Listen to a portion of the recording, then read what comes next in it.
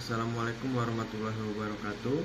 Wilujeng enjing kepala wargi sadayana nepangkeun wasta simkuring nyaeta Raffi Akmal Aulia kelas 12 TI 3 nomor absen 27. Di dieu abdi bade maca teks artikel basa Sunda kamakaran penca di tatar Sunda. Di urang mah penca teh geus teu direk deui babakuna keur urang Sunda.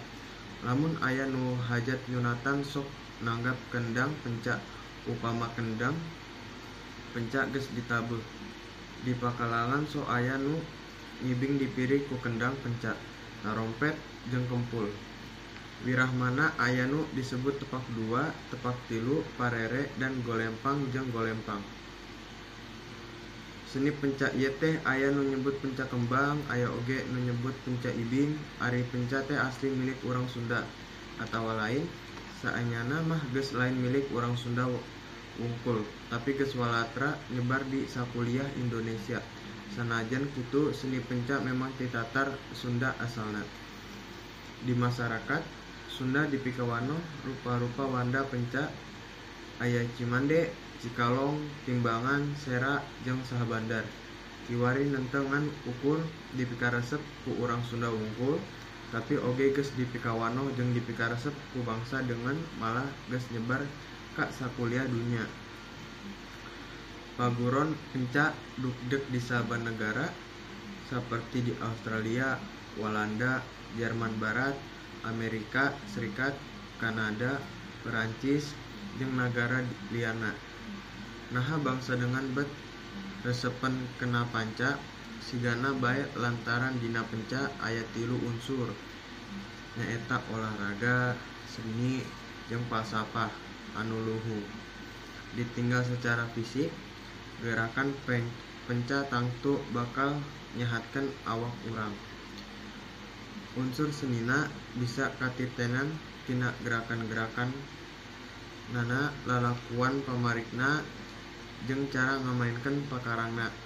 Tah dina falsafahna mah jalma nu nyupri ilmu penca kudu boga sifat jujur, handap asor, jauh tina sifat sombong, jeung asa aing panggulna. Kudu ngabogaan sifat nyaah ka sasama deui. Utamana ka jalma sejen, tapi sabalikna keur ngajaga diri sorangan jeung nulungan nulian. Ti iraha mimiti aya penca di urang teh, anu pangheulana aya teh nyaeta penca Cimande. Gelarna kira-kira dina abad ka 18. Tokohna nyaeta Abah Kair urang Rangkong, Kuningan. Abah Kair ieu teh kungsi guguru di Galuh, terus ka Sumedang, tidinya pindah ka Bogor, ahima matuh dumuk di Cimande. Nu matak aya penca nu disebut aliran Cimande. Aya deui aliran penca Cikalong. Penca Cikalong mah leuwih anyar lamun dibandingkeun jeung Cimande. Mimiti nyebarna kira-kira abad ka 18 akhir. Tokohna nyaeta R. Jaya, Perbata R.H. Ibrahim, anjeunna urang Cikalong Cianjur. Nu matak disebut aliran Cikalong ge. Samemehna kungsi guguru heula ka daerah sejenna diantarana ka Ateng, Alimudan, urang Jatinegara.